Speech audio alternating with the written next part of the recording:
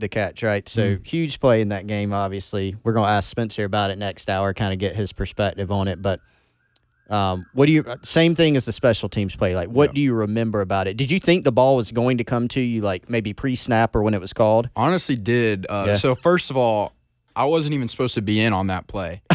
It was actually a personnel. It was supposed to be Stogner and Jaheim were supposed to be where I was at. But I think I just ended up being in for some reason. Like, I don't know if I didn't see the signal and just didn't come out, or it was a missed signal.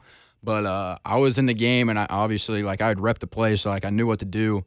And as soon as the ball was snapped and I saw they kind of had pressure coming to my side, I knew I was, like, a chance to get the ball. I just had to beat the guy that was covering me.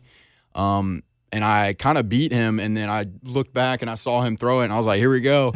And I kind of like got into a position where I couldn't get two hands up, and I just threw one hand up there, and it literally just stuck to my hand, and I was like, oh my gosh, I just did that. I kind of had like an adrenaline rush for like 5 seconds, and then I was like, oh my God, my hip, because I like landed right on my hip, and I was really hurt from that, but I would do it back over a million times. I did see that because, I saw you get up. And you're like, all right, and then saw you, and I was like, oh yeah, the adrenaline helped him out on that one a little bit. I spiked the ball down, had the adrenaline of like, oh my gosh, I just caught that, and then my hip started screaming at me. So yeah. Did you have to? Now, did that bother you? Into the bowl game, right? It bothered me especially throughout that whole game. But I mean, I kind of got healed up over the break before the bowl game, but I was definitely still feeling it. Yeah, I was black and blue all on my side, all down my leg and like up to my armpit almost, just black and blue. I couldn't really walk for the next like few days after that, but I mean, I was healed up pretty much for the bowl game. What'd you think of Nate's catch in that game, the one-handed stab?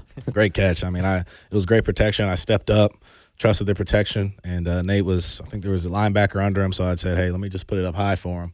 And didn't know he was going to catch with one hand. Never seen him make any catches like that. That was really the game we were like, okay, this dude is just Superman this game. So he made a great catch, and obviously that started, his he got a little clout off that for sure. He was on Randy Moss thing. It was cool.